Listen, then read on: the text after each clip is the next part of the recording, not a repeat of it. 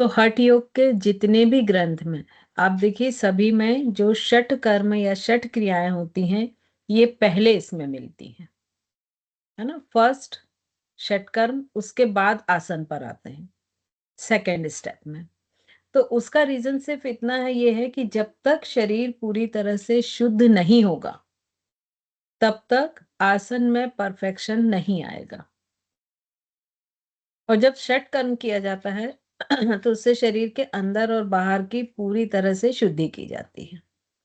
और उस शुद्धि के कारण क्या होता है कि मसल्स फ्लेक्सिबिलिटी बढ़ती है, बॉडी की स्ट्रेंथ बढ़ती है, और आसन के कोई भी जो आप पोस्चर अडॉप्ट करते हैं उसमें आप सुख और स्थिरता पूर्वक रुक सकते हैं। ठीक है। तो चूंकि ये जितने भी षटकर्म है, इसको ऑनलाइन प्रैक्टिकली कराना तो पॉसिबल नहीं है, लेकिन जैसे कपालभाति, त्राटक, कुछ हैं जो हम कर सकते हैं। तो आज हम थ्योरेटिकल ले रहे हैं, और फिर इसमें जो चीजें हम कर सकते हैं, नेक्स्ट क्लासेस में हम उनको प्रैक्टिकल ले लेंगे। ठीक है।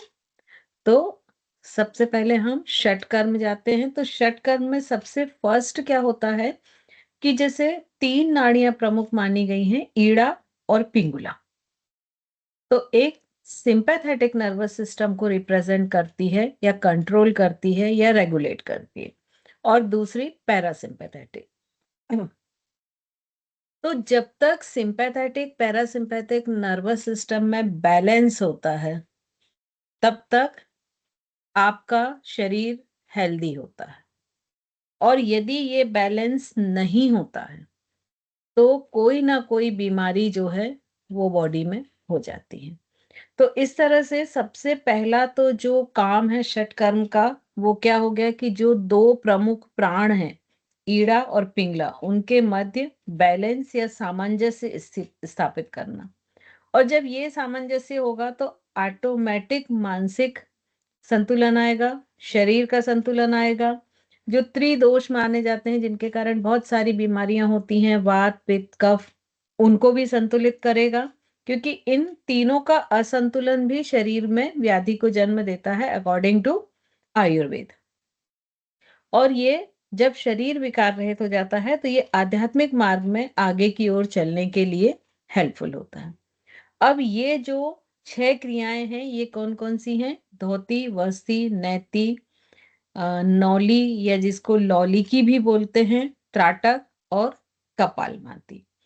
अब जितनी बार भी आप अभी अपने सराउंडिंग देखें चारों तरफ, तो क्या-क्या आपके पास अशुद्धि होती है?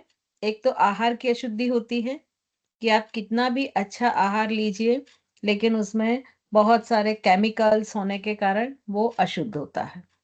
फिर उसके बाद में कुछ विकार अशुद्धियां होती हैं, जैसे बाहर से कोई बैक्टीरिया, वायरस आ जाना बॉडी में।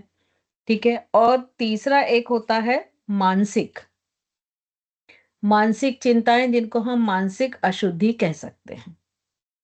तो ये जो षटकर्म होता है, इनका इन सभी पर एक बहुत अच्छा इफेक्ट होता है। इसके साथ साथ भी एक भावनात्मक उत्तेजना, जैसे होता है ना कि कई लोगों को बहुत तेज क्रोध आ जाता है अचानक से, उनका अपना इमोशंस पर कंट्रोल ही नहीं होता है, तो वो सामंजस्य भी इससे होता है। और एक और जो मेन होता है, इन सब के कारण जो एक अंदर से अशांति उत्पन्न हुई, तो जब ये सब धीरे धीरे खत्म हो जाएंगे, तो वो अंदर की अशांति भी ऑटोमेटिक खत्म हो जाएगी। तो इस तरह से ये सारी क्रियाएं होती हैं। अब मैं यहाँ से प्रेजेंटेशन को शेयर करती हूँ। एक मिनट दें मुझे।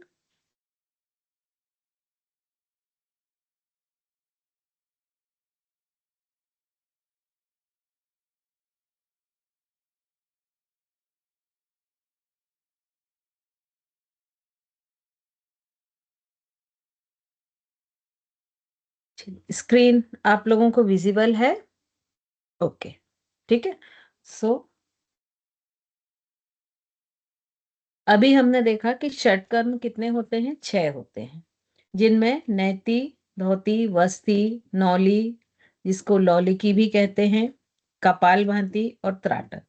अब ये बॉडी के किस पार्ट पर इफेक्ट डालते हैं?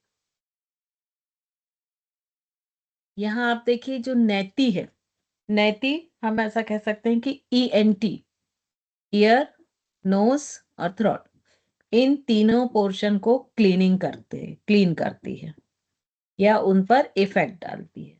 फिर धोती पे आते हैं, तो धोती इंटरनल क्लीनिंग है, आपके ह्यूमंस के जो एलिमेंट्री कैनाल है या जो डाइजेशन सिस्टम है उसको क्लीन करती है, जिसमें क्या क्या आएगा, small intestine, large intestine, stomach, ये सारी चीजें। फिर बस्ती बस्ती आपके एक्सक्रीटरी सिस्टम को क्लीन करती है, और इसे हम यौगिक एनिमा भी कह सकते हैं। अभी प्रेजेंट में आपने देखा होगा कि जो लोग नेचुरोपैथी में जाते हैं वो एनिमा पर बहुत अधिक फोकस करते हैं। तो वो जिस तरह से एनिमा दिया जाता है, सेम वही प्रोसेस योग में भी होती है, और जिसको वस्ती नाम से हम कहते हैं। फिर नौली, नौली होती है पूरी जितने भी हमारे पेट और उसके आसपास के मसल्स होते हैं, उनकी एक एक्टिविटी होती है। तो ये पूरे एब्डोमिनल पोर्शन जितना भी होता है उसको मसाज करती है, वहां जमा एक्स्ट्रा फैट जो होता है उसको लिक्विड करती है। फिर हम आते हैं कपाल भाती। अब कपाल भाती जैसे नाम से ही आप कपाल, कपाल मतलब आपका फ्रंटल ब्रेन या फोर हेड, तो ये कपाल भाती फोर हेड को क्लीन करती है। फोर हेड को, भाती मतलब चमकना या ब्राइटनेस, तो आपके फोर हेड को ये चमकदार बनाती है। कैसे? आपके लंग्स को क्लीन करके और आपके ब्रेन को डिटॉक्स करके। और सबसे लास्ट है त्राटक। तो जो त्राटक की क्रिया है वो किस पोर्शन पर इफेक्ट डालती है? आंखों पर, आईज पर। तो इस तरह से ये जो 6 क्रियाएं हैं ये बॉडी के अलग अलग हिस्से को क्लीन करती हैं और उन पर इफेक्ट डालती हैं। अब हम सबसे पहले आते हैं धोती पर।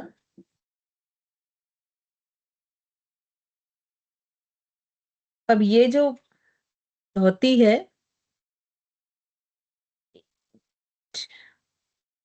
ये शायद रिकॉर्डेड वाला आ गया है, 1 मिनट दीजिए।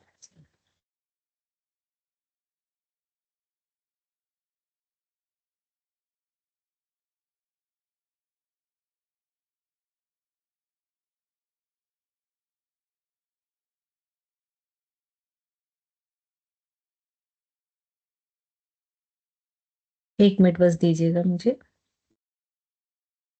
क्योंकि ये डबल साउंड में फिर आप लोग के लिए पढ़ना थोड़ा सा मुश्किल हो जाएगा।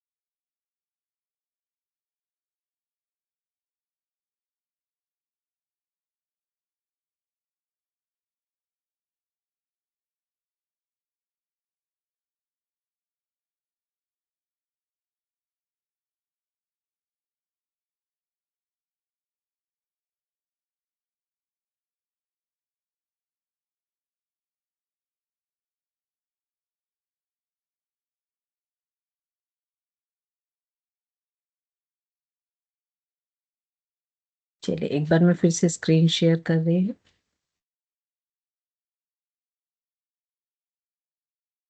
यस, विजिबल है अभी स्क्रीन? ओके,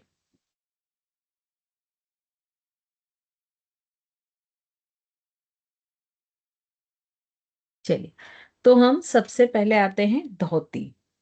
धोती के अंतर्गत, धोती मतलब होता है किसी चीज को धुल के साफ करना। तो यहाँ पर धोती जो है वो 4 प्रकार की बताई है। एक तो अंतर धोती, फिर दंत धोती, फिर हृदय धोती और मूल शोधन धोती। तो इस तरह से ये 4 प्रकारों में डिवाइड है। उसके बाद जो अंतर धोती है वो फिर से 4 भागों में बटी हुई है। वातसार अंतर्धोती, वारीसार अंतर्धोती, अग्निसार अंतर्धोती और बहिष्कृत अंतर्धोती। इसी तरह से जो दंत धोती है वो भी 4 पार्ट में है। दंत मूल धोती, जिह्वा मूल धोती, कर्ण रंध्र धोती और कपाल रंध्र धोती। फिर जो तीसरा हृद धोती है, ये दंड धोती, वमन धोती और वस्त्र धोती, और मूल शोधन का कोई भी प्रकार नहीं है। तो इस तरह से एक पूरा फ्लो चार्ट है कि जो धोती है वो पहले 4 प्रकार की होती है, और फिर पहले और दूसरे फिर से 4-4 प्रकार की होती है, थर्ड वाली 3 तरह की, और फोर्थ जो है वो सिंगल है। अब हम इनको थोड़ा सा डिटेल में देखेंगे। तो सबसे पहले अंतः धोती। अंतः धोती के भी 4 प्रकार अपन ने बताए हैं। एक वातसार, दूसरा वारीसार, तीसरा वाहीसार और चौथा बहिष्कृत। तो अगर हम सबसे पहले इसको पहला प्रकार देखें, वातसार धोती।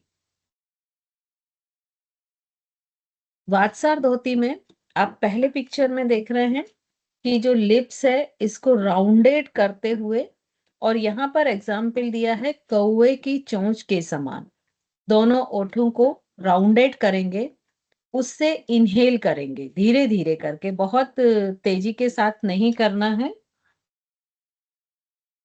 और जब इनहेल कंप्लीट हो जाता है, तो इनहेल कंप्लीट हो जाता है, तो ये जो दूसरे पिक्चर में जिस तरह से ये नौली क्रिया की जा रही है, पेट को चलाया जा रहा है, तो उस तरह से पेट को चलाते हैं और फिर इस वायु को पूरी तरह से बाहर निकाल देते हैं। मतलब इनहेल करके, इनहेल लिप्स को राउंडेड करते हुए करेंगे, होल्ड करेंगे, और होल्डिंग में ही पेट को पूरा चलाएंगे। जब आपको लगता है कि अब हम होल्ड नहीं कर सकते हैं, तो पेट के मसल्स को ढीला छोड़ेंगे, एब्डोमिनल मसल्स को, और सिंपल नॉस्ट्रिल से एक्सेल करेंगे। तो इस तरह से ये अंतः धोती का पहला प्रकार होता है।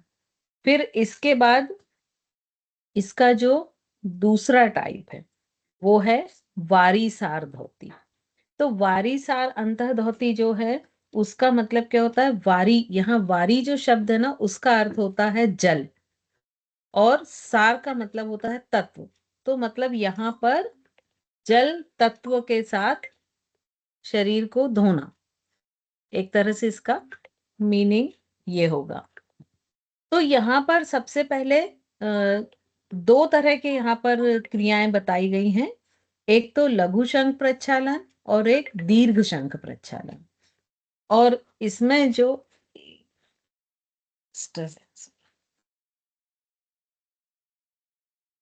इसमें जो जल से जब तत्व को धोते हैं, तो ऐसा बोलते हैं कि पूरे शरीर का कायाकल्प हो जाता है। तो इस क्रिया को कहीं कहीं वाहीसार अंतः धोती की जगह कायाकल्प नाम से भी बोला गया है।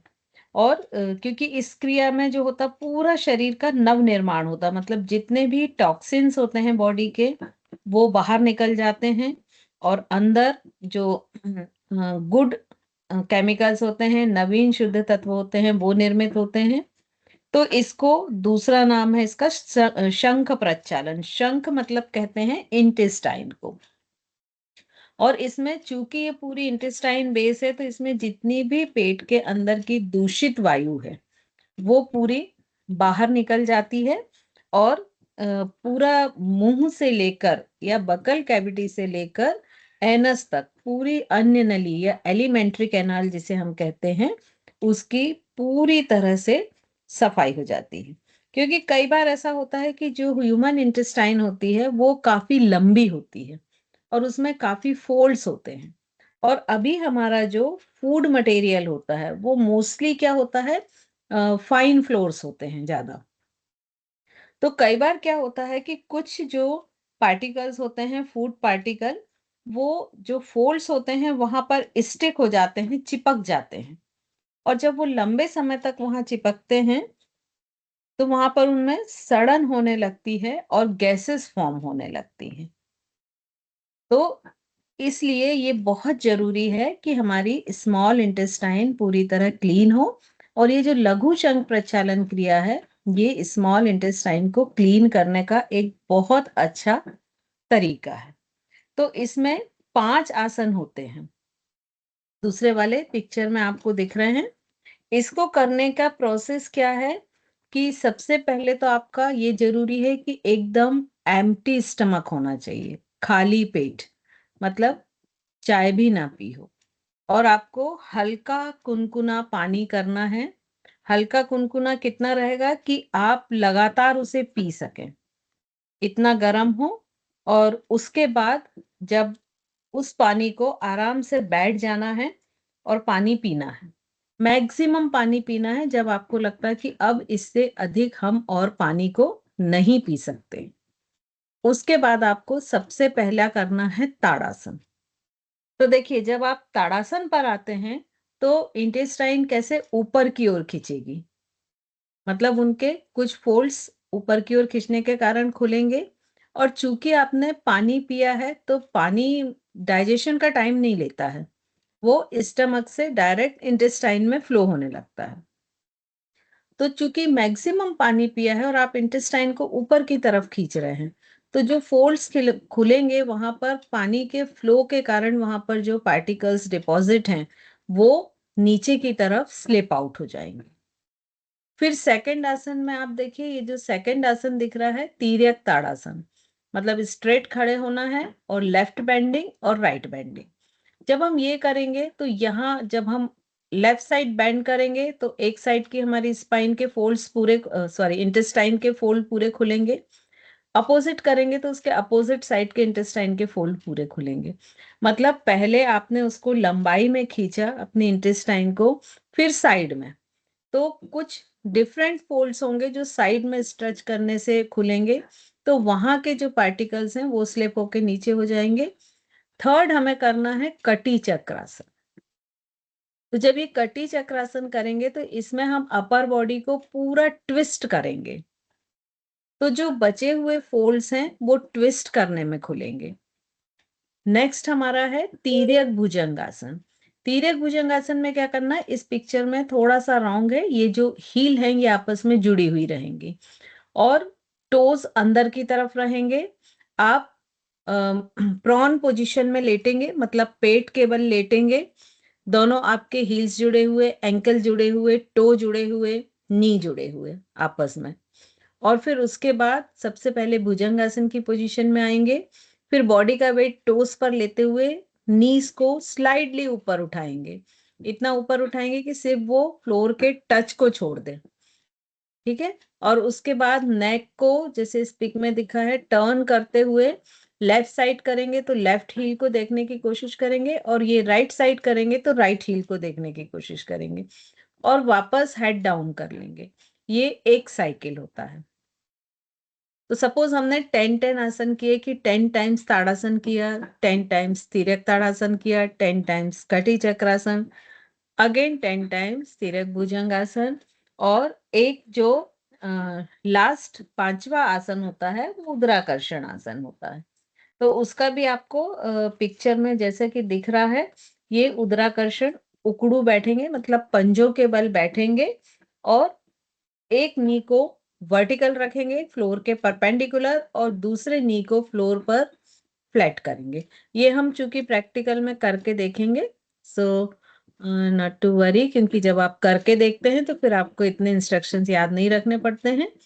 आपके बॉडी के मूवमेंट के साथ आप खुद उसको कर सकते हैं डिस्क्राइब।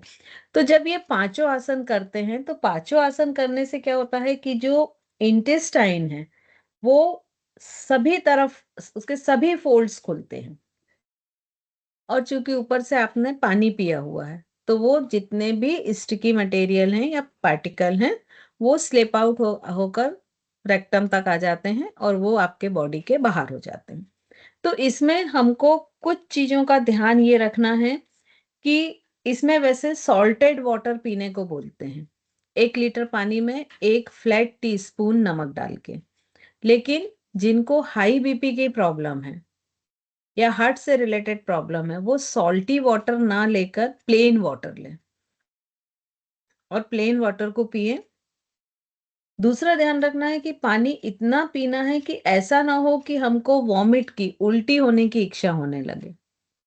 तो आपको सफिशिएंट पीना है, मैक्सिमम पीना है, लेकिन इतना ही पीना है कि आपके कंठ तक पूरा पानी ना आए। क्योंकि अगर पूरा कंठ तक आएगा, एक्सेस होगा, तो आपको एक वॉमिट जैसा लगने लगेगा। तो उससे बचना है। और फिर इसके बाद ये पूरे आसन करने हैं। एक सेट में आपने 50 आसन कर लेंगे अगर आप 10 टाइम्स एक आसन को करते हैं। एक सेट जब कंप्लीट हो जाता है, तो आपको फिर से पानी पीना है। वो भले ही आप 1 घूंट, 2 घूंट, आधा ग्लास, जितना भी आप पी पाएँ, वो पानी पिएँगे। फिर इसका सेकंड सेट करेंगे। तो ऐसे 5 सेट करने के लिए बोला जाता है। मतलब 250 आसनास आप कर लेते हैं। और बीच में जब भी आपको ऐसा लगता है कि फ्रेश होने जाना है, तो आप वॉशरूम जाएँ, वहाँ से आने के बाद फिर से पानी पिएँ और जहाँ से भी आपने ब्रेक किया है, वहीं से आप इसको कंटिन्यू करें। ठीक है? तो कल हम इस लघु शंख प्रचालन को करेंगे। तो आप लोग कोशिश करेंगे, चूँकि अभी बहुत लेट क्लास नहीं हो रही है, तो आप लोग को यदि चाय पीना है, सपोज़ कोई हैबिचुअल है, तो वो 7 बजे के पहले पी ले या 7 बजे तक पी ले। ठीक है ना? और 7:30 के बाद कुछ भी खाना-पीना बंद कर दें। जैसे कई लोग ड्राई फ्रूट वगैरह लेते हैं या चाय लेते हैं या चाय बिस्किट लेते हैं, तो वो सब 7:30 के अंदर ले लें। ठीक है? तो उसके बाद लगभग 2 से ढाई घंटे हो जाएँगे और वो हमने लाइट लिया है, तो हमारा स्टमक जो है वो एम्प्टी हो जाएगा। तो इसको हम कल प्रैक्टिकली करेंगे। ठीक है? तैयारी आपको क्या करना है? आसन आपको चाहिए। अब इसमें देखिए, आपको बार-बार लेटना पड़ेगा, तो आपका जो मैट है वो थोड़ा कुशनिंग होना चाहिए। ऐसा नहीं होना चाहिए कि बहुत पतला-सा आपने मैट डाल लिया। कम से कम 13 टू 15 एमएम का आपका मैट होना चाहिए। तो कोशिश करें, या तो कोई पुराना ब्लैंकेट हो, उसको 4 फ़ोल्ड करके नीचे डाल लें, या जो पुराने मोटे कालीन होते थे, उसको डाल दें। क्योंकि बार-बार यदि आप तिर्यक भुजंगासन में विदाउट कुशनिंग के जाएँगे, तो नी पर फ्लोर टच होगा। और अभी हमारे जो फ्लोर होते हैं, वो बहुत हार्ड होते हैं। तो ये जैसे एक आध बार करने में तो कुछ नहीं होगा, लेकिन जब अगर कंटिन्यूएशन वो प्रैक्टिस रखेंगे, तो नी डैमेज होने लगेंगे। तो इसीलिए विशेष ध्यान रखें कि आप कोई आजकल ये जो सबसे अच्छा पैटर्न होता है कि आजकल जो ये टेंट हाउस में जो गद्दे आते हैं ना, एक्स्ट्रा बेड्स जो देते हैं, एक स्टेयर फोम टाइप के, वो आप 1 इंच का ले लें। बहुत सस्ती शीट आती है उसकी, हार्डली 3 साढ़े 300 की विथ कवर आ जाएगी। उसके ऊपर मैट बिछाएँ, तो आपके जॉइंट्स हमेशा सेफ रहेंगे। या फिर जो योग मैट आती है, वो भी 13 टू 15 एमएम भी आती है, बहुत मोटी होती है। या तो आप उसको ले लें, लेकिन वो थोड़ी कॉस्टली होती है। हाँ, भरत भैया, ये सही है, ये सही है।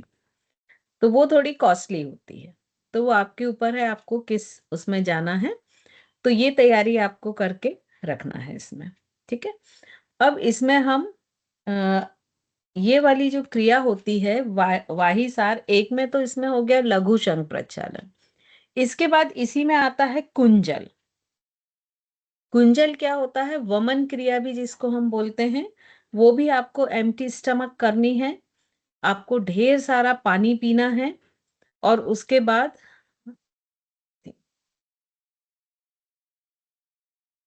ये कुंजल क्रिया है या वमन क्रिया है।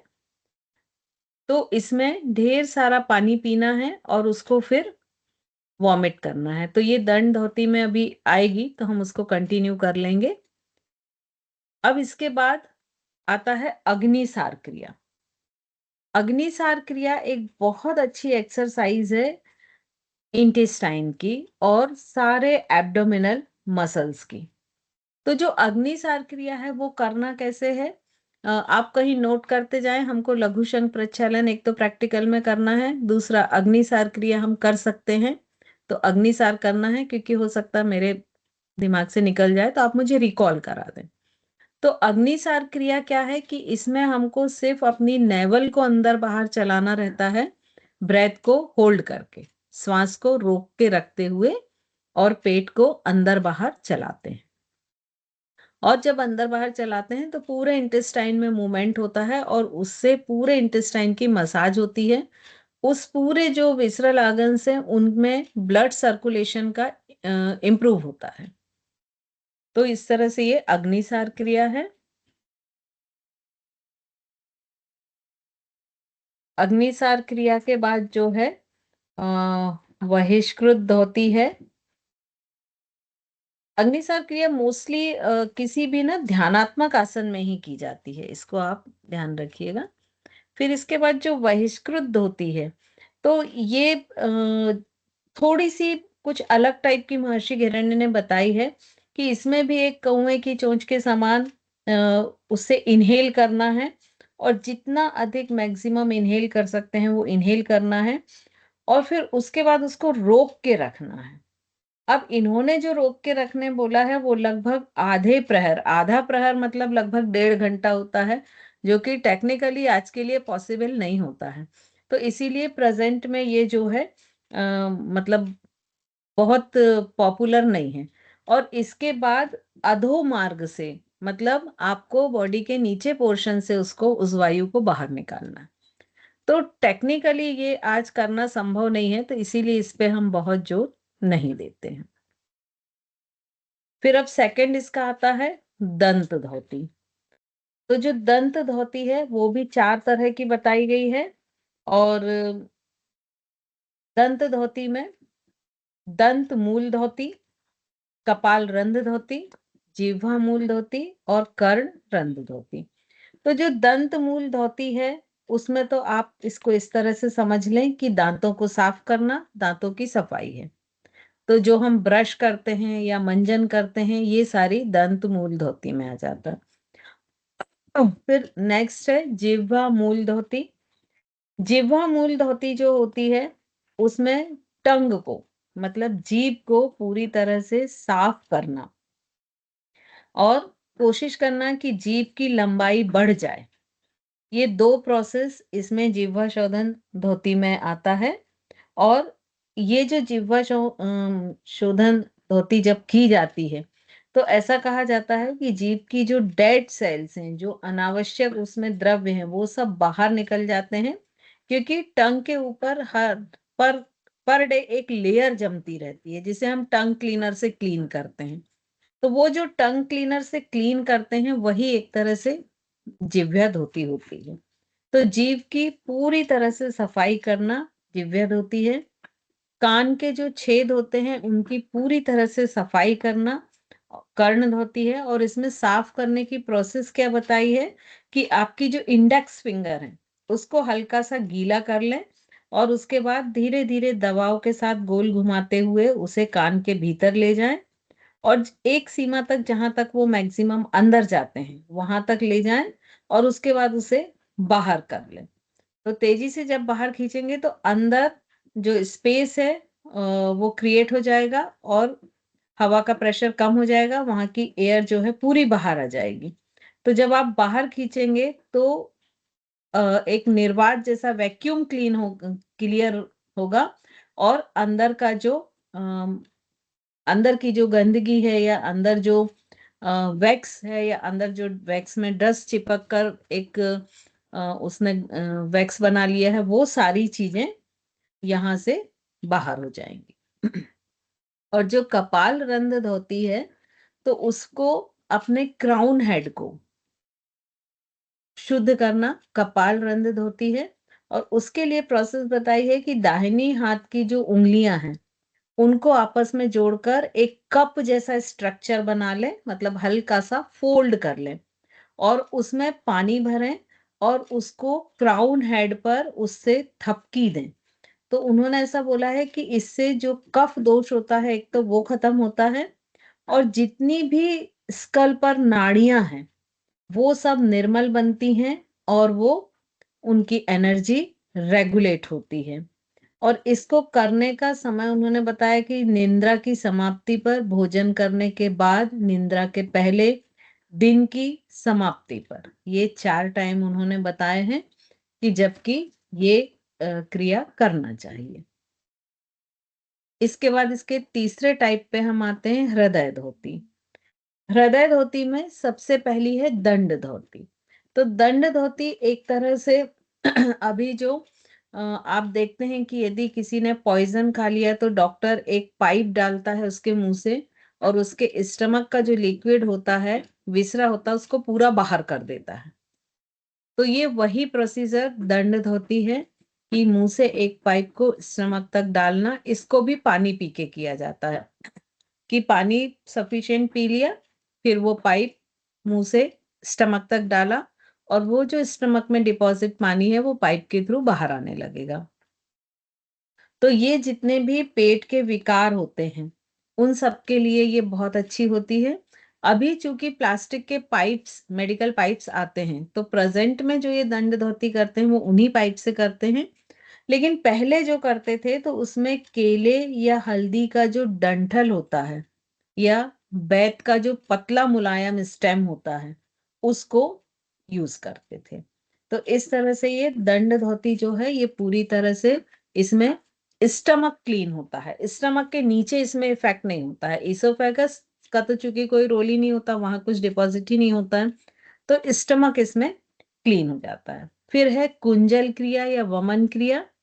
इसे किस तरह करते हैं कि आराम से बैठ के हल्का कुनकुना पानी पिया ढेर सारा, उसके बाद अपनी 2 उंगलियों को, जीभ को बाहर निकाला, 2 उंगलियों से जीभ का रूट पार्ट मतलब जीभ जहां गले से जुड़ती है उसे हल्का सा पुश किया तो वो पानी जो है वो बाहर आना शुरू हो जाएगा और अपने साथ वो स्टमक में जो भी टॉक्सिन्स हैं या जो भी मटेरियल डिपॉजिट है उनको भी बाहर ले आएगा।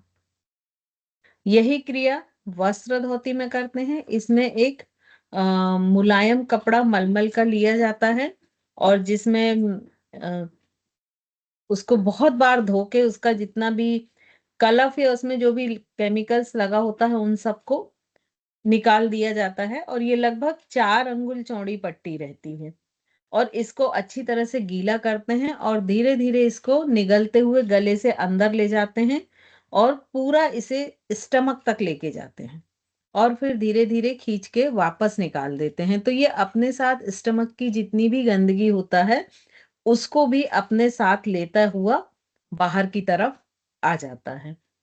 इसके बाद एक व्याघ्र क्रिया भी होती है, जिसे सेलिब्रिटीज़ बहुत यूज़ करते हैं। तो ये जो व्याघ्र क्रिया होती है, ये कैसे होती है कि जब हमें मालूम है कि हम अपने टेस्ट पर कंट्रोल नहीं कर सकते। तो इस प्रोसीजर में क्या होता है कि जो भी खाना है वो चीज़ें खा ली जाती हैं और उसके बाद तुरंत थोड़ा नमक वाला पानी पी के और उनको बाहर किया जाता है। मतलब वो स्टमक से उनको नीचे नहीं जाने दिया जाता है, जिससे आपको टेस्ट सैटिस्फैक्शन भी मिल जाता है और उसका आपकी बॉडी पे इफ़ेक्ट भी नहीं होता है। तो ये व्याघ्र क्रिया होती है और दूसरे पिक्चर में आप देख रहे हैं कि ये फूड किस तरह से पहले आपको ये रेड कलर में दिख रहा है, पहले मुँह में गया, फिर यहाँ से ये ईसोफेगस, स्टमक, फिर ये इंटेस्टाइन में मूव होता हुआ लार्ज इंटेस्टाइन में, रेक्टम में और एनस के थ्रू बाहर निकल गया। तो ये पूरा मैकेनिज्म है फूड का कि किस तरह से वो पूरी एलिमेंट्री कैनाल में ट्रेवल करता है। इसके बाद जो चौथा है वो मूल शोधन है। मूल शोधन का मतलब होता है कि एनस के पोर्शन को पूरी तरह से क्लीन करना। क्योंकि शास्त्रों में ऐसा बोला गया है कि एनस को जब फ्रेश होने जाते हैं तो एनस को हम बाहर से तो क्लीन कर लेते हैं, लेकिन वो इंटरनल भी उसमें वो गंदगी डिपॉजिट होती है और जो बहुत सारी रोगों की जड़ होती है। तो उसमें ये बोला गया है कि जो मिडिल फिंगर है हमारी उसको एनस के अंदर करते हुए और एनस के इंटरनल पार्ट को भी क्लीन करना और जिसके लिए आजकल ये एक एपरेटस आपको दिख रहा है बॉटल जैसा, ये भी आजकल आने लगा है कि इसके जो नोजल है उसे एनस के अंदर करके और इसे पुश करते हैं तो इसका पानी एनस के अंदर चला जाता है और वो इंटरनल एनस को क्लीन कर देता है।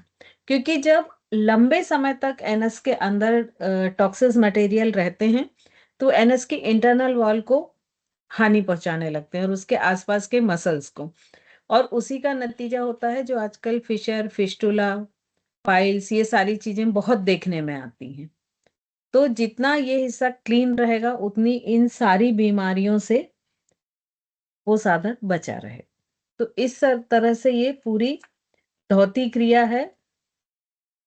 अब इसके बाद सेकंड आती है वस्ती क्रिया। वस्ती क्रिया एक पूरी तरह से जो प्रेजेंट में एनीमा होता है वही होती है।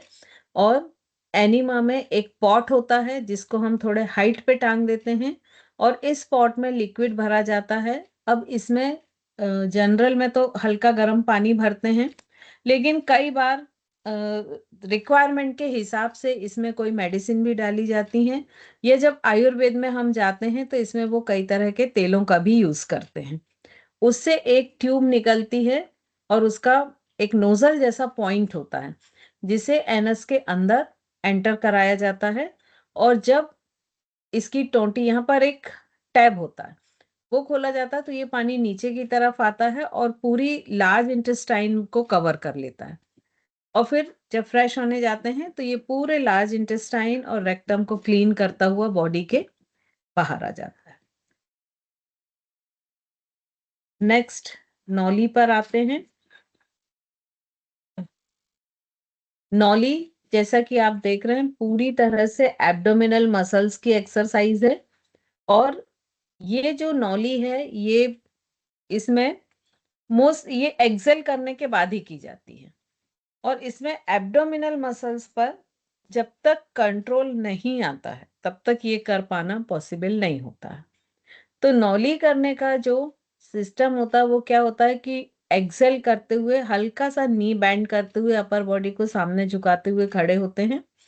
मोस्टली खड़े होके ये अच्छे से होती है इसलिए खड़े होके ही की जाती है। दोनों हाथों को थाइस पर रखते हैं जैसे कि इस पिक्चर में दिखाया गया है। कंप्लीटली एक्सेल करके नेवल को अंदर ले जाते हैं और फिर ब्रेथ को होल्ड करके नेवल को बार बार अंदर बाहर चलाते हैं।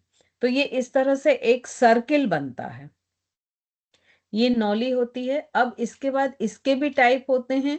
मध्यमा नौली होती है, मतलब बीच वाले हिस्से को मूव करना। वाम नौली होती है, मतलब जो बीच में नौली क्रिएट हुई उसको बाएं डायरेक्शन में घुमाना।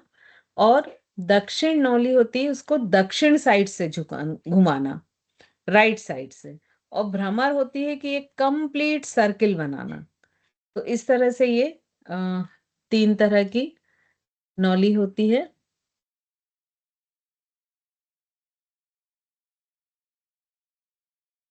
अब हमारे बचता है नैति, त्राटक और कपालभाति। तो ये हम नेक्स्ट क्लास में करेंगे। कल हम अभी जो हमने 3 पढ़े हुए हैं उनका प्रैक्टिकल करेंगे।